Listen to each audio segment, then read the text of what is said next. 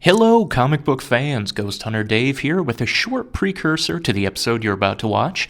A while back, Troy and I had the opportunity to chat with comic professionals David Barron and Ryan Winn, half of the creative team behind Valiant's Divinity series. This conversation is a bit of a follow-up to the episode we did earlier on Divinity and Eternity, so give that a watch if you haven't already. During our chat, David and Ryan share some great insight on the books, along with how they both broke into comics, some industry secrets, and what you can catch them working on right now.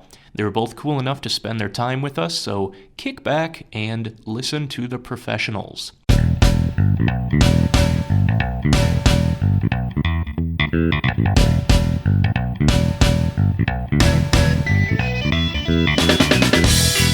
Hey, what's up, Internet? Troy to the Max Extreme here. And I'm Ghost Hunter Dave.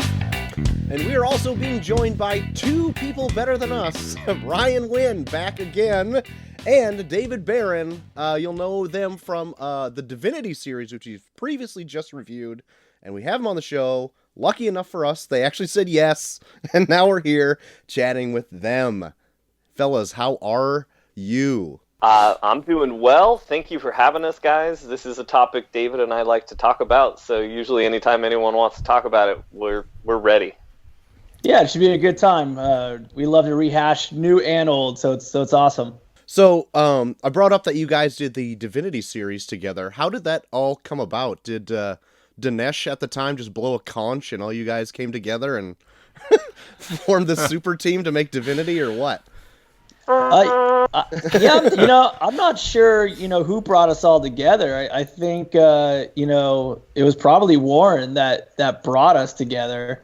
I know that when I was working on Bloodshot, and what was that called? Something Armor Hunters, maybe? I don't know. Some Bloodshot shoot-off.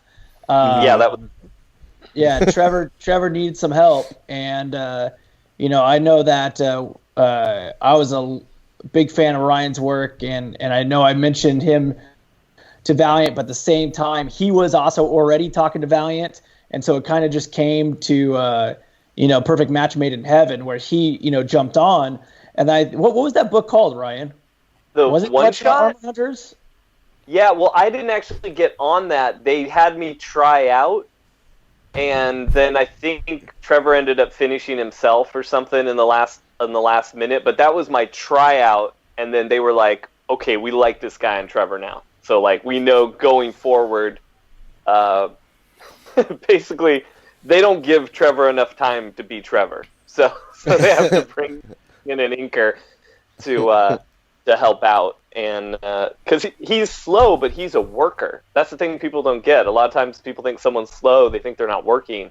But when you look at Trevor's work, it's obvious he puts so much thought into even just the layouts that Homeboy needs some time to get a book done. But I'm super glad they bring me into ink, because then I get to join guys like David Barron and Trevor and Matt Kint on an adventure, Yeah, and we kind of lucked out too, because I wasn't the original colorist for that book.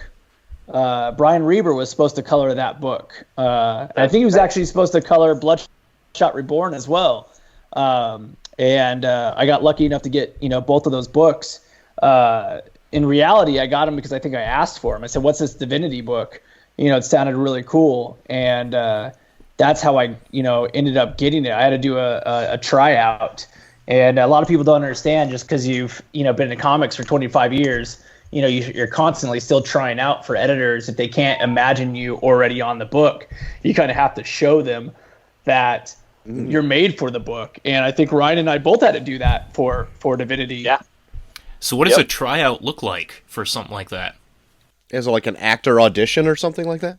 It's a fully finished page. It's that's what it is. It's here, color these 3 pages, and show us what you got, type of thing. And if we like the way it looks, then, we'll put you on the book. And if we don't, thanks for your time.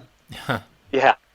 Yeah, it's do 3 days of work for free for us, and then we'll decide if we want to hire you. Yeah, to Warren's credit, on his end, whenever he had me do a tryout, he did offer to pay me. I never lost a tryout, so it's usually it's a good sign. but he did offer, some type of pay. It's never full pay, but it's something. Sometimes it's just like $25 or sometimes nothing, I guess. But the offer was there. Oh, I will say, and I'll get 2 credits where credits are due here. Jumping back a second, mentioning Brian Reber, should probably be noted, so he doesn't come after us, that he actually designed the color scheme for Divinity. He was the one that chose the red and the white and the placement of all that on the main character. So his mark is still there throughout the whole series, and I'm friends with him. We've worked together forever. He's doing so many books that it was really cool for David and I, because we'd kind of started becoming friends outside of our work of working together too. So it was nice that worked together. And then I will credit Warren as well. Once I was kind of on board with Valiant, he would pay me to do samples. He would give me like a small percentage. He would say, hey, try this out. Or they even had me do finishes. I don't know if I've ever even told this story. Sorry, I'm in ramble mode. My allergy meds kicked in. I'm feeling good now. No, you know what? Let's keep going with the questions. I don't want to. No, man, no ramble. Yeah. I can feel the ramble. I can feel the ramble coming. Let's just keep rolling. Like David, I've been doing this for quite a while. We both started young. He started a lot younger than I did. So up before I was working at Valiant, actually I did have a little break before Valiant. I thought I had left comics. I'd quit working for DC and I'd quit taking work from them, and I was doing independent like design work, and I was working for like I got jobs with like certain directors to do storyboard work for them, things like that, to work on pitch projects for them. And then Dinesh and David and Josh Johns and Dinesh were both at Valiant. They kind of came at me at the same time, and to kind of like, hey, we're with Valiant, we're doing these cool things, and David was like, dude, you should get in here, we're doing some great stuff. And it really, at the time, Valiant was doing everything that guys like David and I want. The writer was as good as the penciler, was as good as the inker, was as good as the colorist, was as good as the letterer, all as good as the editor. Like, there was a certain tier you had to be playing at to get in with Valiant at the time. And so that was enough to lure me back into comics full time. So actually I did have a break of about 2 years where I was just doing like toy designs and weird side projects and stuff like that. And then before that, I was an inker for years and years. I started off with Danny Mickey. I was one of his assistants. We were part of a group called Crime Lab Studios, and that consisted of Danny, another inker friend of ours named Alan Martinez, who's not doing too much comic work these days, and inking superstar over at Marvel, Victor Olazaba. And the four of us were a team on Spawn for years and years and years, and then we kind of all branched off doing our own thing. And and then I eventually found my way to Valiant with David. That's crazy. I'm curious, what issues of Spawn did you cover? Like, what was your span there?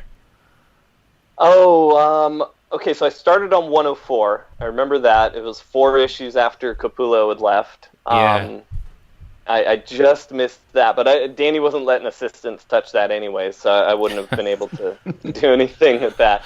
Every inch of Capullo, he was like, no, mine.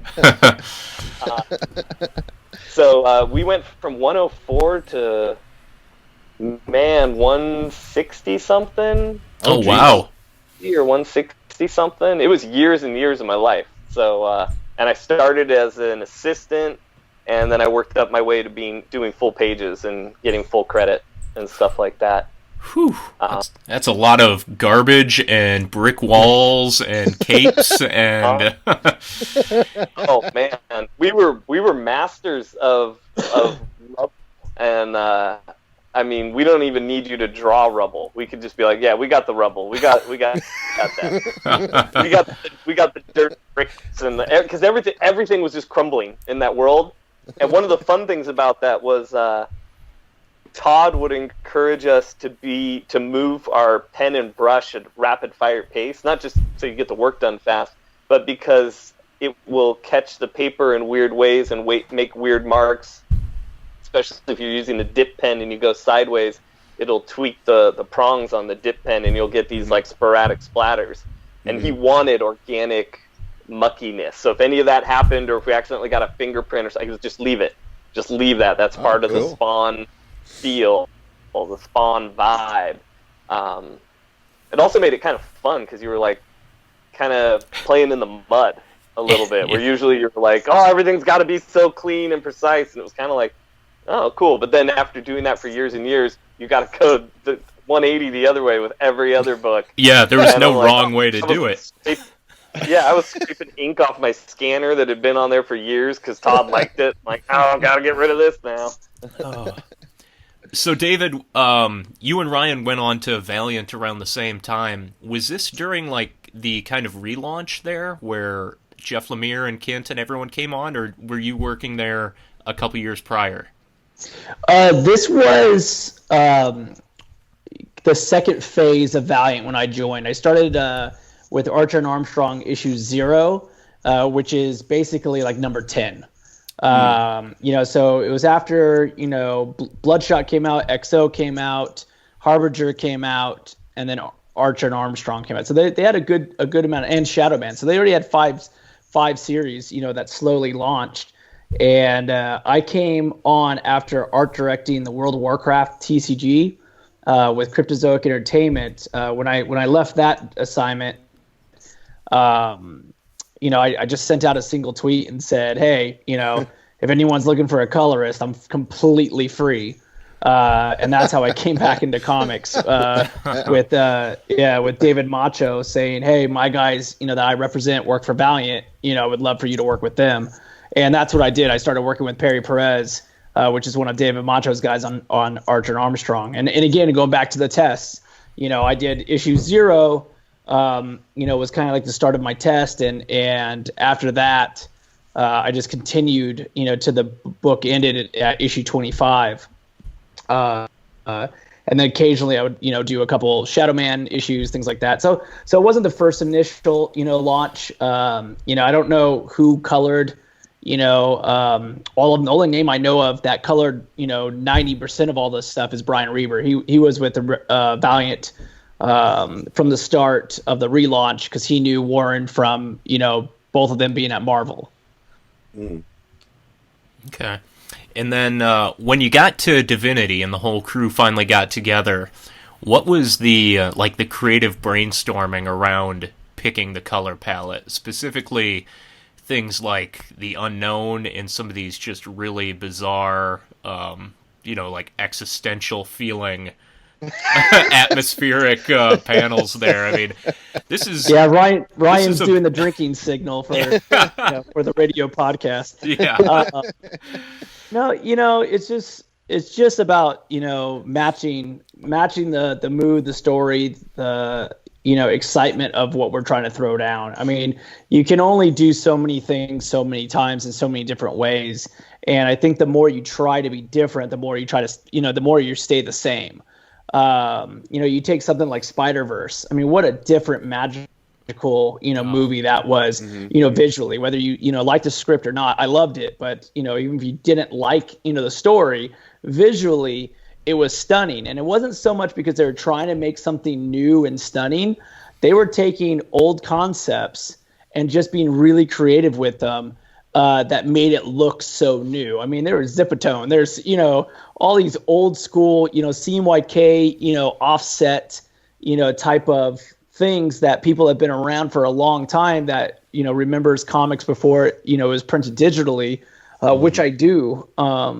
There's an appreciation there. I think that's kind of the thing with, Divinity that, I wanted to bring texture and I wanted to bring, a lot of extra, overlays and textures in the skies that don't necessarily make up a sky, but at the same time, none of my techniques were new. All these techniques were even somewhat downplayed compared to some of the stuff that we did at Authority or Planetary at Wildstorm. It's just the way that we did it was new. The way we did it, or the way I did it, was just a fresh take on old techniques.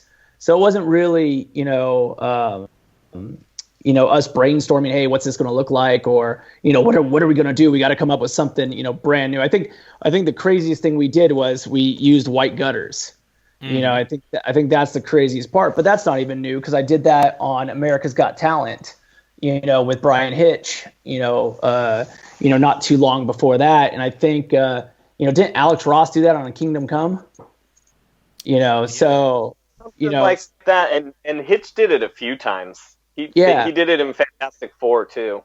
Yeah. So it's just a combination of things that we liked that made sense for this book. And why did it make sense? And it's just, it gave Divinity a different look for Valiant. And I think that's why it stands out so well in Valiant fans' minds. Isn't so much that, wow, this is, a cutting edge, game-changing book. It's just that it's so different than what Valiant was doing at the time. It's different than Bloodshot. It's different than Harbinger. It's different than Dr. Mirage, that it really stood out to people. And the coolest part about Divinity is it's Valiant's first new character, since the start of Valiant. This is their, new character for their, relaunch. And I think that's why it really meant so much. I guess I didn't know that it was its first new created one. I mean, I knew of Archer and Armstrong and Bloodshot for when it was started in the 90s, but I guess I didn't realize that it was the first new character from its relaunch. Huh. Yeah, with its own series. I'm sure there's new characters that showed up in books, but it's the first one that got its own title. Right on. Right. Sorry, I had to get up and grab the books because I wanted to look at this as we're talking here. Yeah, one of the cool things about Divinity, too, just in case. Yeah, one of the cool things about Divinity is the back. It shows the process. It shows Trevor's pencil, it shows Ryan's ink, and my colors. And it was kind of cool because they let us, do commentary.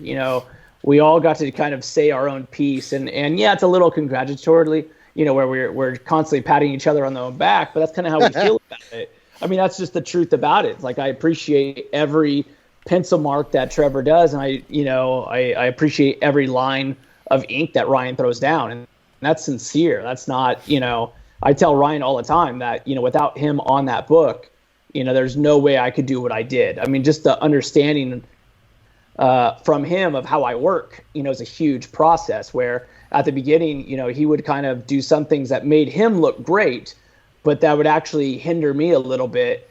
And he pulled back so I could push forward. And that's a huge thing because people don't normally do that. In comics that have true collaborators, that's when that happens. And that's why I love working with Ryan. And that's why, in my commentary, I'm praising everybody because, part of the thing that goes back to your original question is, how do we make it look so good? If we're allowed to say it looks good, is that we work together, that we did not, Trevor never hindered, Ryan by overstepping, his boundaries as the artist penciler. Ryan never overstepped his boundaries as the artist inker. And if anyone overstepped their bounds, it's completely the colorist. I can't tell you how many things I changed, in that book. Just because of the storytelling elements. Part of the thing that I love about Trevor is also the thing that one could also hate, which is his costumes change on a page by page basis. But I very quickly made that part of the story element, and I was very vocal about it. Where Divinity, the story is really all about perception. If there's any hero that could be truly just a schizophrenic person, in an alleyway, eating cotton candy, it's Divinity. And, it's that thing. So when it changes, it's just because Divinity himself, is constantly changing. And it's just interesting that, he decided to be, Russian. So yeah. Yes, we all talk at once there. Me and Troy mentioned it on the show, and I'm sure this isn't a original thought, but the fact that this is an original character for Valiant that is still very much kind of a a facsimile of a lot of very popular, like, American superhero ideals, I think is what makes it so identifiable. It's a Dr. Manhattan, Superman type of character, but told through a completely original lens that we're not used to seeing. This superhuman character, but he's not American. He hasn't been grown up and instilled with the American ideals of, like, Ma and Pa Kent, but still is very relatable and has a humanity that I think anybody can get behind, no matter where they live. Yeah, the two things that always crack me up about him is that how you said he has all these just godlike powers, and he chooses just to live on a farm with his wife, and that's or partner, and that's what he chooses. He doesn't choose to go around like Superman and save the day constantly, trying to help every soul, or change the world for the better really in any way. He just kind of exists, and which I think Matt understands as a truly godlike character.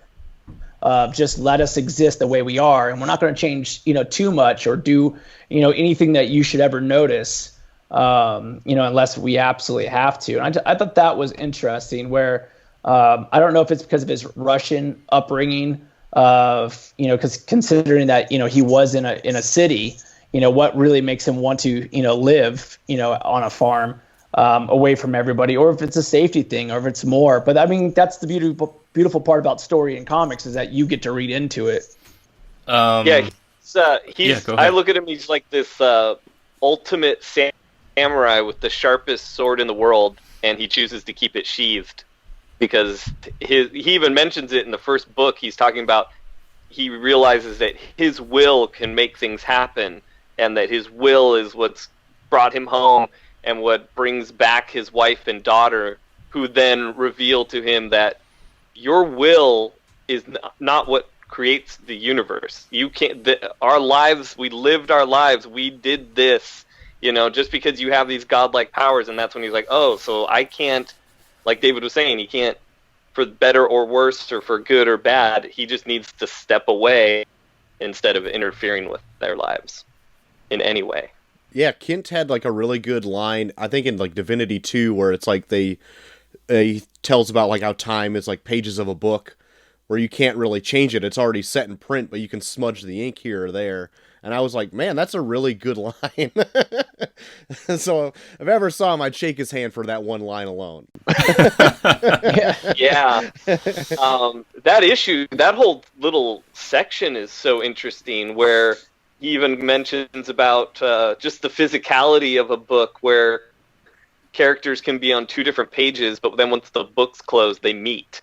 And you're like, whoa, God, like Matt was putting such life into books themselves, into the literary experience. I feel like Matt was really just riding this like really fun Matt Kent roller coaster through his brain, and the freedom he was allowed with this story to just be a little meta, to be a little out there, to be a little weird, to get everyone loving a superhero analogous type character that never punches anybody. And then when you see like the stories for like when he jumps into eternity, and you're like, where are you going here, Matt? Because like he throws in like everything at the pot in eternity, and it's like, holy cow, like you're going all out on this. Yeah, and I like how in Eternity he just kind of there's not a lot of time. Well, actually, in the whole series, there's not a lot of time spent on exposition and introductions of characters or people or things. It's kind of like, it's almost like the movie starts and there'll be a little caption that says, "You'll catch up." Yeah. Yeah. It felt. You'll catch up.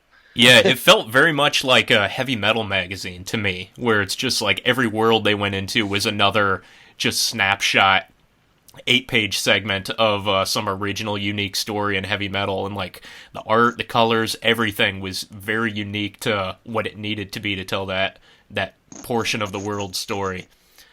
I'm excited to see what more becomes of Eternity. Do you guys have anything you can share on that, or is it under wraps, or what? Yeah, nothing. No. there's as far as I know, there's zero plans ever to bring it back.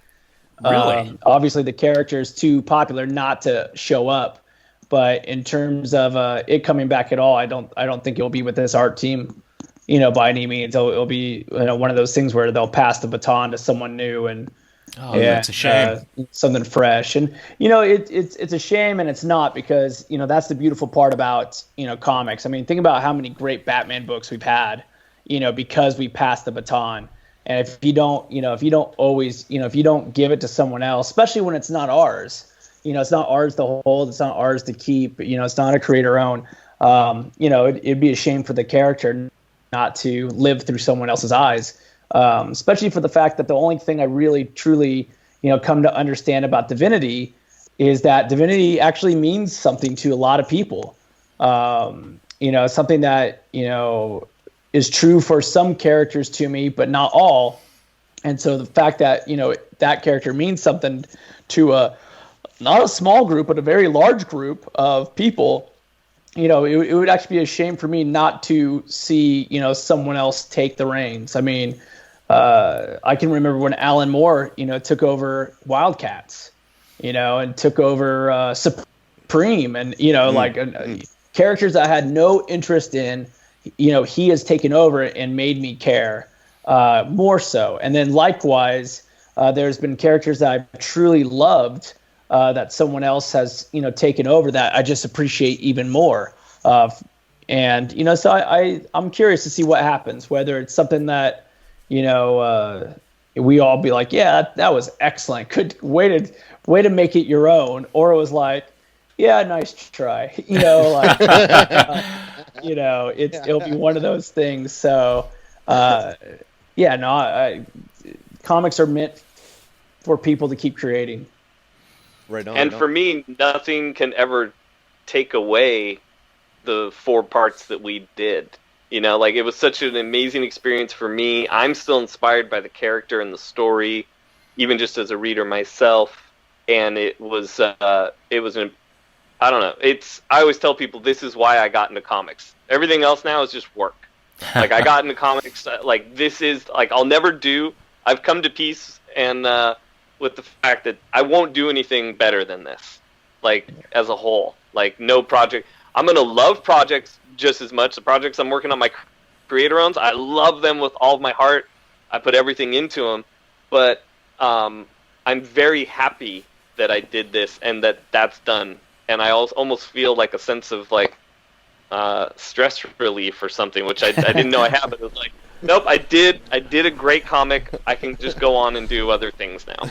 Selfishly, we would want, Divinity to be made into the biggest character in the world, and to be out there and go on for 80 years and, reach, the highest heights, because we were the original creating team. Mm-hmm. Yeah. And so selfishly, that's when Ryan and I can be old at conventions, signing a bunch of autographs for $50 a pop because of this one character. That'd be amazing, and that again cannot happen without letting someone else, develop something that, you started on. And that's a big thing. Fantastic Four is fantastic. X-Men are fantastic, but is X-Men, what X-Men are without what we read in the 80s? I don't think so. Mm-hmm. I don't think the 70s X-Men, would have been long lasting. It was the, late 80s, early 90s X-Men that made X-Men what they are today. And I know there's some old souls out there that are like, no. This year was the best, but I mean, I think hands down, most people will say, the Claremont, Jim Lee X-Men years, with Wilson, everybody else with X Factor and, X-Force, was the heyday of X-Men that really, again, let the reins of, the X-Men that we've, had in the last decade, show, with, Josh Whedon's and John Cassaday's, and Frank Quitely's and Mark Miller, those are there because of Jim Lee's and Chris Claremont's. And so I think, that's the beautiful part about, what we see. And I think with what, Frank did and Mark did and Josh and John, I think that just made Jim Lee's legacy that much greater, by keeping, it alive. And now that, Marvel has, the X-Men back, maybe they'll start producing again some amazing X books. Yeah, I know Hickman is rumored right now to possibly be on that, but man, that would be great. X-Men need a win after the last couple years at Fox. Thrown on the bench. Yeah. Thrown on the shelf. Yeah. Well, it's funny what you said, because that era of X-Men, the early 90s, the cartoon was what got, I think, both me and Troy really into comics. Like, that was our first exposure to that world. And it was through, like, the Fox Kids 90s X-Men cartoon. And then from there, off Jim Lee stuff, yeah. Yep. From there, it was like the Batman animated series, Spider-Man, and then into the comics from there. But yeah, I remember that first exposure. Like, my dad sat me down. He's like, "There's this new TV show, this X-Men. It's supposed to be really big. It was in the TV guide, So as a kid, I'm going in. I'm like, "Oh, my dad's telling me this is like a big deal." And I watched it, and I'm like, "Whoa, this is so different," What's so silly is I remember that TV guide with the X-Men on it. Yeah, I totally do. Well, I mean, for kids' cartoons, that dealt with some pretty high concept ideas there of racism and, got super into government paranoia, all this stuff. Like, those were heady concepts for a kid to watch. And they handled it really well because they had all this great material to work off of. Yep. Yeah, so oh, go ahead, sorry. Well, I was just going to say, to be builders on the ground floor of a completely unique character like Divinity, I mean, that you guys are completely responsible for whatever concepts lead to more Divinity. Like, you've laid the groundwork. So whatever Divinity becomes, it's all because of what has happened in these 12, 16 issues that you guys did? I mean, that's quite a feather in your cap. And the fact that it was so greatly received that you can just be like, "Hell yeah!" Just like lean I'm back. done. I think that was one of the weird things too about this project is David and I are both very confident in our skills and our abilities. We've been doing this for a while. You put stuff in front of us, we're not, we don't really get nervous. We don't like deadlines, but like the work itself we can handle. But we're also not super cocky. But this project, I'd send him a page. And I'm like, I am so freaking happy with these inks and this page. Oh my God, dude. And then he'd send me the colors. He's like, check out the colors. Because usually you send stuff to your friend. You're like, hey, do these look okay? You kind of ask a little humble, this or that. We felt that we were doing some of our best work. And we were so excited to share it with each other. So that was kind of a rare experience for me. And then also, I wasn't surprised when all these people liked the book. Usually, especially if it's something I either wrote or I drew and people say they like it, I'm like, oh, how high were you when you read it? Or something like that. But this, people were like, oh my gosh, I love this. It spoke to me, this and that. And I'm like, yeah, I know. Because it was talking to me the whole time too. Yeah, the other perfect part about it, we talk about the whole creative, team. The publisher has a huge part of it as well. They printed it beautifully. They didn't cheap out on any of the paper. They didn't cheap out on the design. It was an ad-free book, from the very beginning with a nice little cover page, to it. Yeah. And good quality stock, and they put some money behind it to make sure that it stood out on the shelf. It was an easy hand sell. I went to several signings, some of them with Ryan, and new people would come up and say, "What are you pitching?" And I'm saying, "Divinity.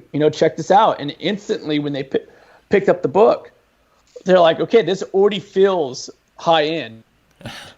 It already feels like you care, It's got heft to it. It does, and I don't agree that a book has to look, solid like that. Comic books are meant for reading and enjoyment. It doesn't have to be an instant collectability, or collectible. But Divinity is, and from their variants to their main covers, I mean, they were really hitting on all cylinders. So not only was the art team solid and consistent. It was, produced in a way that, screamed, "Look at me." And so it was easy to get eyes on that, page. For sure. It blows me away. Oh, no, I'm sorry. You go ahead, Ryan. No, I want to know what blows you away. What blows me away is that publishers like Valiant and Image and Dark Horse spend so much more on making a quality product than someone like Marvel does. Like, when I get a Marvel book or, a trade from them, like, the paper stock is so thin, it's just, it seems so disposable. And I know they're printing way more, so, I mean, I'm sure they have to offset that cost, but, yeah, the care that these more independent publishers put into their works, it just shines through. I'll give you a little trade secret. Sometimes the more you print, the harder it is to get you better paper. And that's just because there's literally demands on the paper. And if you notice when some companies will go in and out of a certain type of paper, like, well, why don't they all just have that paper stock? Well, sometimes the runs can't. Your run's too big. They don't have enough paper in stock to give you that paper. Really? Trade secrets. So yeah, there's certain things that people don't understand that, it's not just, we want to use that paper and, the printer has, millions of rolls of that paper waiting. They got to order in from a provider. So everything kind of has to go. So it's really sometimes based off of the stock. My printer, just for my con prints, ran into that, and I'm not doing nearly enough, product, as Marvel or DC is. And I had to get, 80% done on one stock and 20% done on another stock to fulfill my order. And I said, luckily it was just print, so it's no real big deal. And in that case, I actually upgraded the other 20%, and so it was that different stock. Sometimes you notice, sometimes you don't, but there's a lot of challenges when you're, producing comics, not just because of cost, but companies like Marvel and DC, they have some big people to, please, that's, way ahead of them that, sometimes go into that factor, but sometimes it's just supply and demand where there's not enough supply for your demand, meaning that there's just not paper available. So that's why you have publishers. That's why Fred Pierce does what he does. He's at the printers trying to figure out, for Valiant, what can we produce, our books on. John Nee at Marvel right now is probably doing the same thing. Trying to figure out, what can we do to stay at the high quality. And then sometimes it's just, we've been eating a lot. We think that, we have a lot of money in, but, we've been giving too much for this or that, and we just got to go a little bit cheaper. So that happens as well. And that's the worst. That's the worst case scenario. Well, now I sound like a jackass. Sorry, Marvel. No. I'm always down for knocking Marvel a little bit. Like, they don't heat set their covers either, so that's why you'll notice a Marvel book you'll leave your fingerprints, like it'll transfer ink and stuff from the covers, because they use cheaper interior pages. Which also, see, I'm being a jerk, but that could also very well play to David's point that he just made too, which is a 100% true and valid point. That does happen. I've been working in publishing long enough too, where that's happened even on certain Valiant books. Like, Fred's had to make certain decisions on paper types mid-run and stuff like that. But I have noticed that with Marvel, that there's a lack of a lot of the stuff. You just even picking the comic up on the shelf, like it starts transferring ink and stuff. And then you go to a Dark Horse book, you're like, this is not happening. Yeah. You go to any other book, this is not happening. You go to friggin' $1.50 Alterna books, and you're like, this is not happening. Like, somebody can't do nothing to this cover. But that's the other, like David said, that's why it's nice to have guys like David around, because he knows so much about the industry that, like, oh, hey, I think this or that. And he's like, well, actually, this or that are other factors, because comics, there's a billion things that come together to make this little 30-page thing with staples in it. Like, it's not a movie, obviously, which has, 2 billion things, but there's so many factors that go into it. Oh, and the amount of books that come out every month, too. I mean, it's obviously more than a movie. They're the average movie output. The amount of comics that come out week to week is insane. I just had that talk with a couple store owners where, we talked about, the just the sheer number of books that come out that we have to push, and how you don't have time to make a comic a hit because you have a Barnes and Noble. Those books sit on their main shelf for a year. So people get to see the same book, for a whole year before they decide to pick it up or not. And in comics, it's a weekly hit or miss. And if you try to launch a new book and your number one doesn't do well, the store owner is not going to, invest in your number two. You might have a great hit on your hands. And since no one, picked up number one for whatever reason, it hurts your other, series because they're not going to keep the first issue on the stands. It goes immediately in a bin, and then it also gets discounted.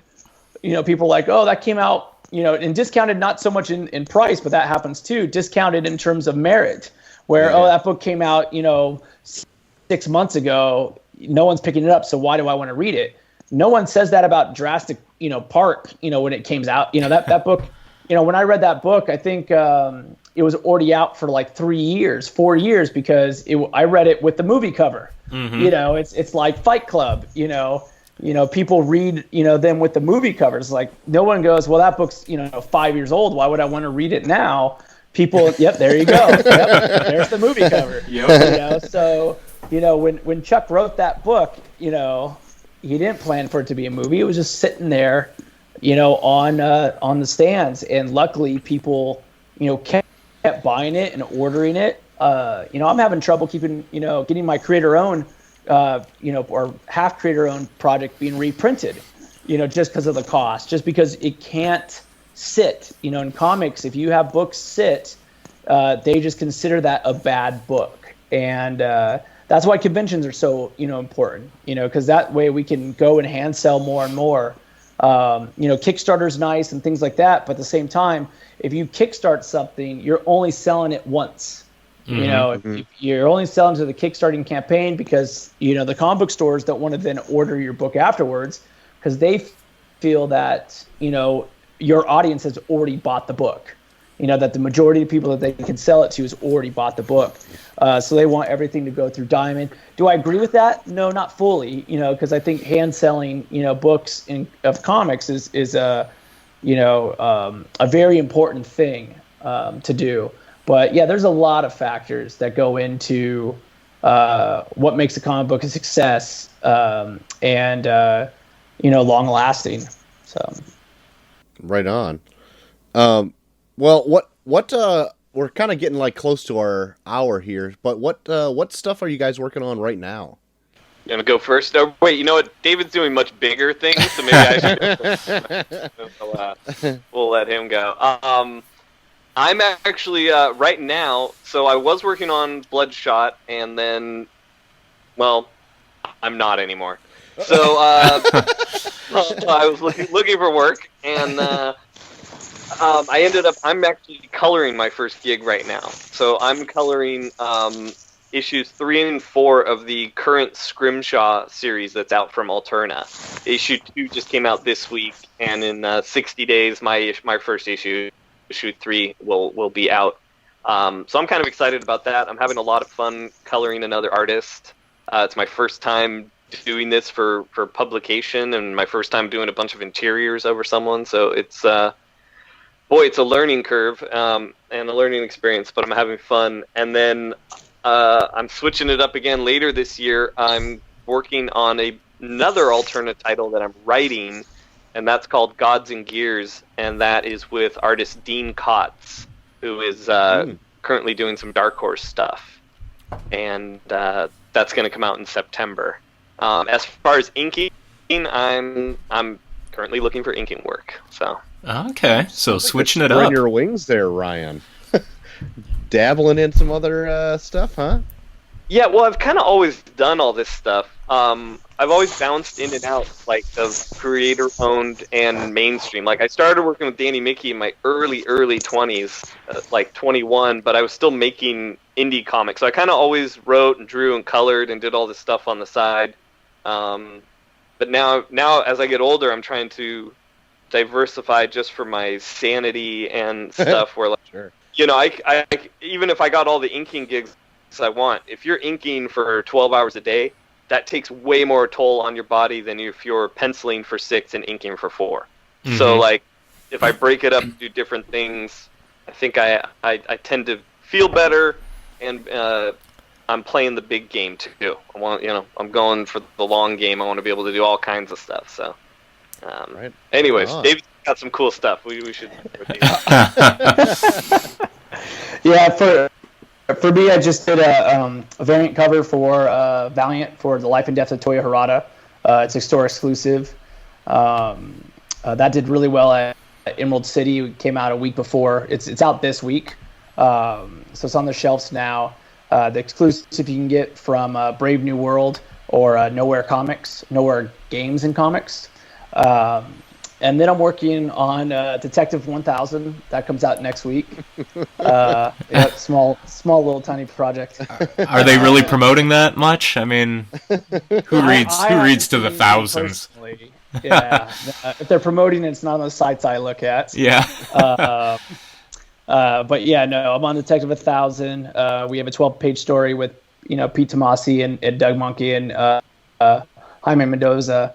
I'm really proud of that. Especially page 1. It goes back to the creative team. One thing that we talked about in the very beginning was how important the creative team is, and Ryan, with him highlighting all of his versatile, job titles that he has.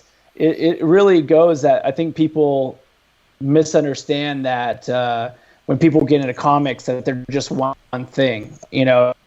It's as Ryan, where I write, I draw. It's just I happen to get most of my work as a color artist, where he got most of his work as an inker. But in reality, Ryan's one of the best artists that I know in terms of design and concepts, and what I like about his work is it's fun, and I think comics should be fun. It should be entertaining, and so I'm interested in I can't wait to read some of his writing as well. That's coming out. I'm also on The Batman Who Laughs with Scott Snyder and Jock. We just announced today that issues 1 through 3 are going to a second print. So if you have issues 1 through 3 first print, put those in your safe. And because that would be good. So that's really cool. So much work on Batman with Jock there. I'm looking at the samples you sent, like the Black Mirror stuff. Yeah, I worked with Jock. Our first thing that I did with Jock was Green Arrow Year 1. And he saw my work with Tom Coker on Global Frequency. And yeah. Is Tom Coker, is he doing Black Monday Murders with Hickman? I do not know, but I think so. I think he does. I can't. Yeah, I know he's doing something. I don't know what it was called.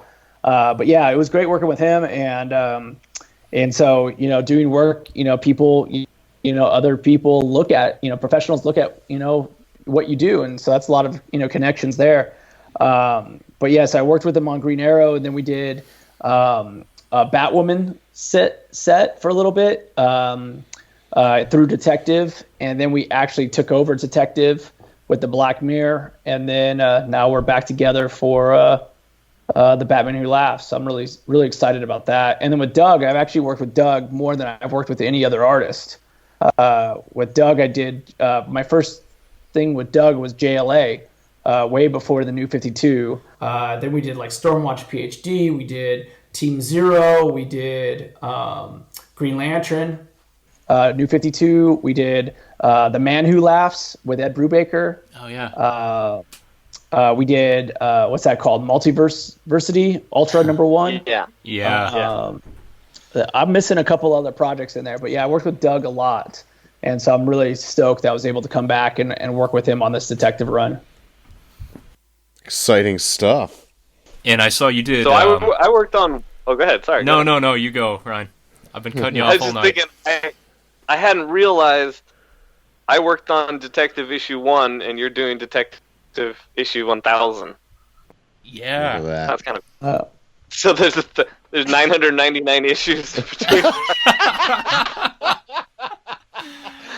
Well, I mean, really, but it looks that way. That's kind of funny. Yeah. I think they renumbered yours. Yeah. Ours was. I don't know. Well, I only did the first 2 issues, and then I was off onto Batwing. So I forget, like, because then, like, Layman came in and did some, and I think Manipool did some, and I'm not sure when it got numbered back right? into the 800s or something. Because all those count into the 1,000. Yeah. No. So I don't know where we are in. I think we were actually somewhere in the 600s. Issue 1 would have been somewhere in there. That's crazy. I mean, even that many. Yeah. No, it's hitting 1,000 is no joke. Yeah. That's it's a lot of people. It goes back to our conversation that we had, on this podcast about, just passing the baton, and people, as cool as it is to have the same people over and over again, if that baton was never passed, Ryan wouldn't have the opportunity to be on Detective 1, and I wouldn't be able to have the opportunity to be on Detective 1,000. It's a really cool honor. Excellent. I think that's a great way to close it there. I mean, I don't know if we can end on a more insightful passage. Why don't we just close it up? Sound good, boys? Yeah, thanks for having me on, and Ryan, and it's always a treat to be with Ryan. Can't wait to see. Hopefully, I get to see him in a week and a half at WonderCon. Yeah, I'll be coming by for sure. Yeah, sweet deal. Well, ladies and gentlemen, that was our conversation with comic pros Ryan Winn and David Barron. If you are in the WonderCon area, go check these 2 fellas out. Slap their hands. It'll be a good time. Give them some money. High fives with a 20 in the palm. We always take those. But thanks again, fellas, for joining us tonight. And until next time, I've been Troy to the Max Extreme. And I've been Ghost Hunter Dave. And this has been another episode of Imperius Rex. We'll talk to you next time. Imperius Rex. Imperius Rex. Imperius Rex. Imperius Rex, Imperius Rex, Imperius Rex, Imperius Rex, Imperius Rex, Imperius Rex, Imperius Rex.